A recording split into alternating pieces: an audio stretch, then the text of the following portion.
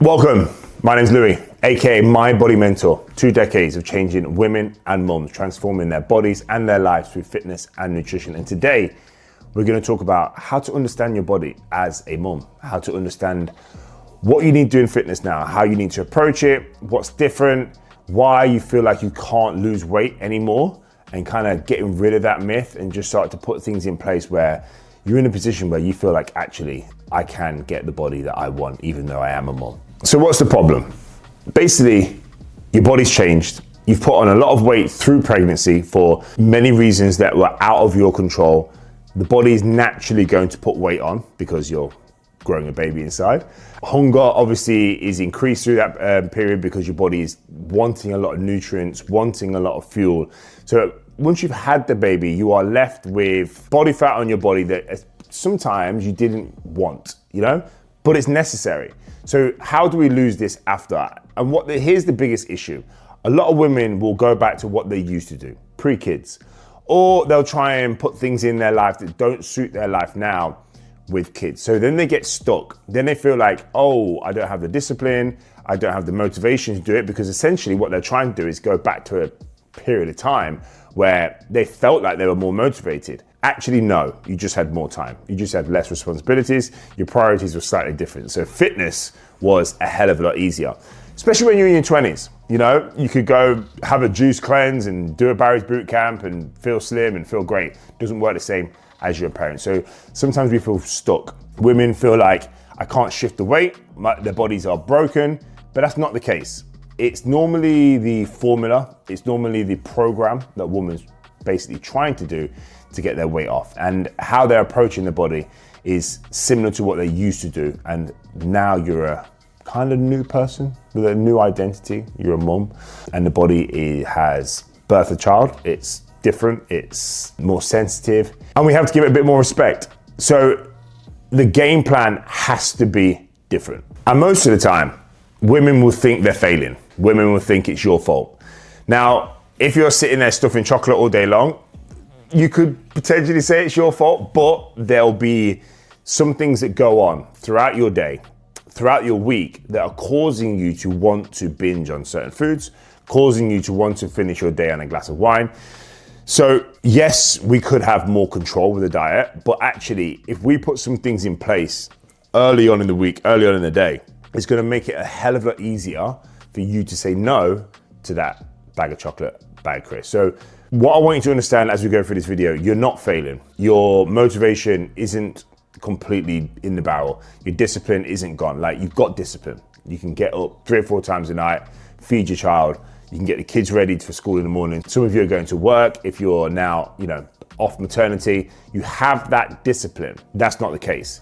What you don't have is the right game plan that you can abide by now. And that's where you're going wrong. So what makes your body different after having babies? So firstly, once you've given birth, your hormones take a big drop, literally just fall off the side of the earth. So your body will basically hold on to a lot of water, hold on to weight, store fat in different ways. And that's where women can sometimes feel like their body is holding weight in areas that it never used to.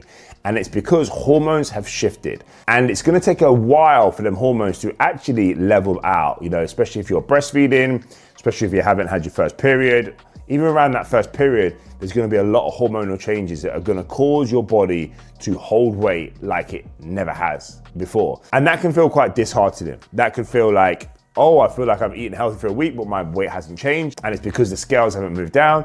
But that might not be down to the nutrition. It might not be down to what you did. It can sometimes be down to your hormones. So what you gotta understand especially as a new mom, your weight will fluctuate a hell of a lot. It will go up and down. But if we are trying to lose weight in that early period, you will see a trend. You will see it going from one figure to another over time, but in between will be a lot of ups and downs.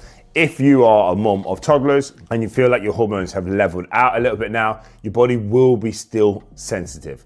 It'll be a lot more sensitive than it was pre-children. So weight on the scales can fluctuate a lot. And that's something that you really need to understand.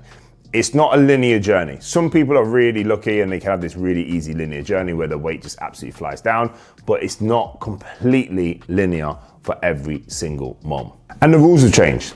Your life is majority of the time full of chaos. No sleep, kids playing up, kids ill, coming back from nursery with colds, trying to organize a family before organize yourself. So there's a lot of chaos that's going on within your household. Now, what that chaos is doing is also driving your cortisol without you even knowing it. Then sleep is affected, so you're not getting the right recovery. And then what that happens is it leads you to make decisions throughout the day that suit you in that moment because your body is basically crying out for it. For example, if I have no sleep one night because my toddler got up 3 or 4 times in the night, I wake up in the morning and I'm absolutely shattered. I then got to get her to nursery. So I just get something quick like a coffee in the morning.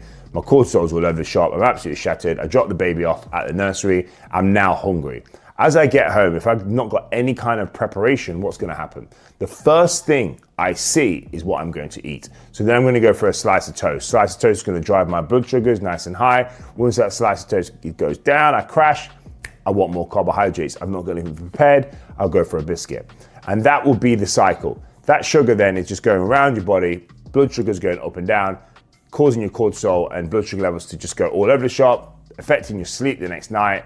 And that's what happens with the cycle. So then, when you try and implement a low calorie diet into this, with no energy, no sleep, no recovery, what's gonna happen? It's gonna be very, very, very, very difficult for you to withstand. It's gonna be pretty much impossible for you to fight them cravings being super hungry. Then you think, okay, I need to start exercising again. What is the best thing for me? I'm gonna go do a shit ton of cardio. Sometimes high intensity cardio. Again, driving more calories out the body, causing more stress. So we've got chaos over here with our family and we're driving more chaos through fitness. This is where a lot of mums are going wrong. We don't want chaos on top of chaos on top of chaos. We wanna start creating some calm around your health and fitness to help deal with the chaos that we've got going on with our families. And this is where our willpower is affected, because if you are shattered and let's say on a Monday I decide I'm going to go on a calorie deficit, the day is stressful, I'm really low calories, I'm not feeling good at all. What happens is at 4 o'clock, you don't know it, but your hunger hormones are shouting, get food, have something. And they're telling you that little voice in your head, that's your hormones telling you to go get some food because it feels like it's in starvation. So what do? You go look at the cupboard, you find the easiest thing, which tends to be the wrong thing to eat. Once you've eaten that wrong thing, what happens then? Mentally, you say, right, well, today is a write-off. I may as well eat what I want and start again tomorrow. And you're telling yourself, if I could only keep this deficit, if I could only train harder, but actually you can never do that. So therefore you think you're a failure. You think that the willpower is just down to zero and it's your fault. It's not. It is absolutely not. What's happening is you're trying to do a program that is not suiting you right now. When most mums come to me, they tell me, oh, I've been eating healthy or I've been trying this, that, and the other. Sometimes a diet with a name. I'll say to them, you will be in the same position in 6 to 12 months time. Because the thing that you're trying sometimes might even work for 2 weeks. So then mentally you go, okay, well, this does work. I just need to do it for longer. But you'll never be able to do it for longer. And you'll hear some people say, oh, I have lost weight in the past, but come on. I lost weight over 6 weeks, but I just put it back on. So actually what happens is you didn't actually lose the weight. You just basically cheated the scales for a period of time. To actually lose weight, we want to lose an X amount of weight and we want to keep it off. It's like quitting smoking, yeah? You're not quit smoking if you still have a cheeky cigarette at the weekend. It's about getting the weight off, keeping the weight off, and then you can say, I've lost 10 kilos and I've kept it off. And the only way to do that is do a diet that suits your lifestyle that you can do long term and it's sustainable for you. So don't look at this as your fault. Look at what you're trying to do and say, okay, there's a problem with what I'm trying to do. How do I fix that? When you start working with your body and not against it, you'll get so much more results. And what I mean by that is giving your body the right amount of fuel, just enough fuel to do its job. It will do a hell of a better job than it's doing with super low fuel.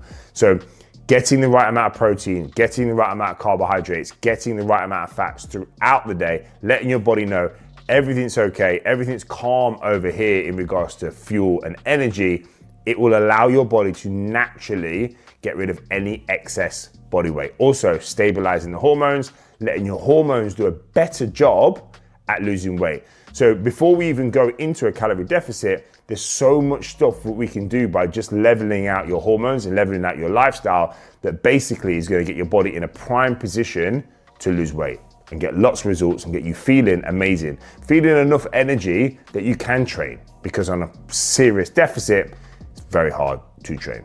So what is the solution? I coach women through a method called the body reset method.